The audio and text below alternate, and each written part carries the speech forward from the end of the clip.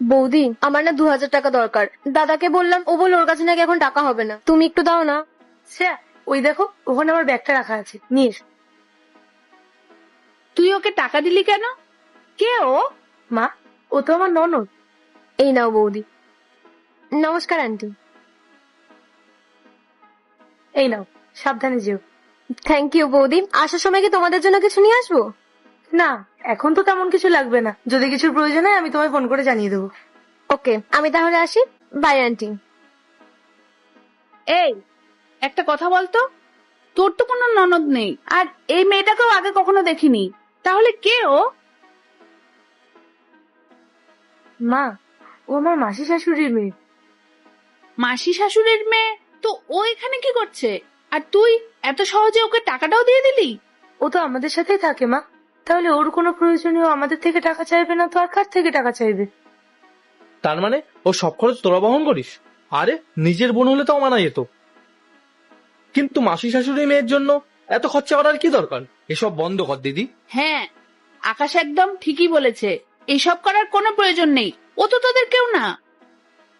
ইন্দ্র কত কষ্ট করে ইনকাম করে, তোদের একটু সেভিংস করা উচিত। তোদের ভবিষ্যতের কথাও তো ভাবতে হবে। সামনে তো তোদের পরিবার বড় হবে, সন্তান আসবে, তখন তার পড়াশোনার খরচ, বিয়ে, আরো কত কি খরচ আছে। আর তুই এখন এমন ভাবে টাকা পয়সা অপচয় করছিস যেন ও তোর বাড়ির কেউ একজন।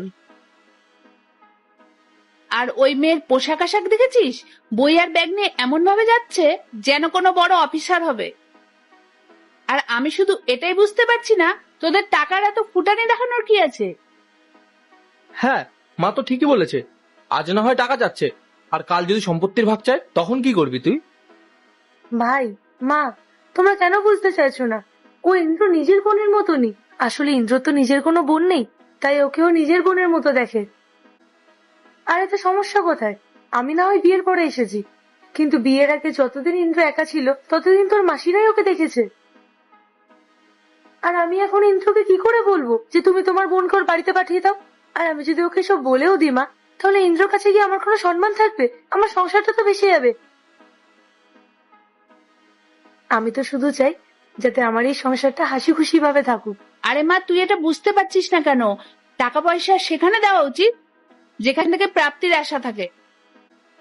পড়াশুনো শেষ করে বিয়ে করে যখন ও অন্যের বাড়ি চলে যাবে, তখন তুই কি ফেরত পাবি? শোন মা, আমি তোর ভালোর জন্যই বলছি, তুই এরকম ভুল করিস না। তুই এই বাড়ির বড় বউ, সংসারের সব দায়িত্ব তো তোর। তুই নিজের হাজবেন্ডকে না একটু কন্ট্রোলে আনার চেষ্টা কর, আর এই ফালতু খরচাগুলো না একদম বন্ধ করে দে। ছাড়ো মা, ওকে বুঝিয়ে কোনো লাভ নেই, ওর বোঝার ক্ষমতা নেই। মা, তুমি দেখো আমার যখন বিয়ে হবে আমি আমার বউকে কিভাবে নিয়ন্ত্রণে রাখি। তুমি ঠিক যেভাবে বলবে ও ঠিক সেভাবেই চলবে। কি বললি ভাই? তুই তোর বউকে নিয়ন্ত্রণ করবি? শোন, তুই তো আমার নিজের ভাই, তাই আমি তোকে শেখাচ্ছি। নিজের বউকে নিয়ন্ত্রণ করতে চাইলে না, তোর বউ তোকে ডিভোর্স দিয়ে পালাবে। আজকালকার মেয়েরা না অনেক সচেতন। আর মা, তোমাকেও বলি, তোমার তো একটা ছেলে একটা মেয়ে।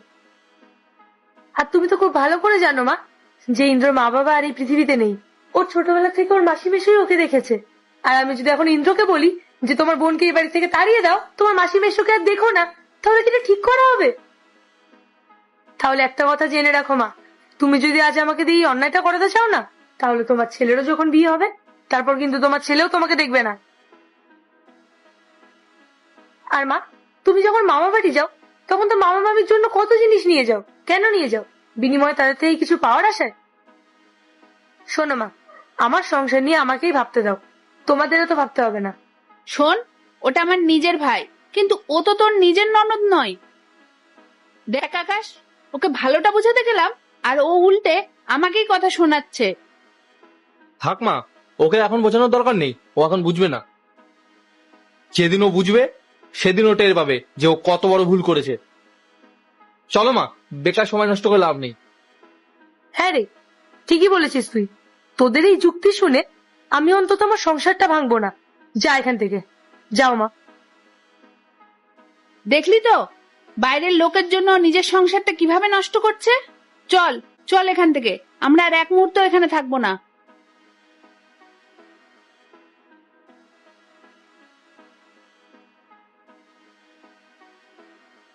পায়েল, তোমার মা আর তোমার ভাই এসেছিল না? কোথায় গেল তারা? আসলে ইন্দ্র, ওদের না একটু জরুরি কাজ পড়ে গেছে, তাই ওরা চলে গেছে। আমি তো একটু চেঞ্জ করতে গেছিলাম, ওরা আমার সাথে না দেখা করে চলে গেল। বললাম তো ইন্দ্র, ওদের একটা জরুরি কাজ পড়ে গেছিল। তুমি ওসব বাদ দাও, তুমি বসো, আমি তোমার জন্য খাবার নিয়ে আসছি।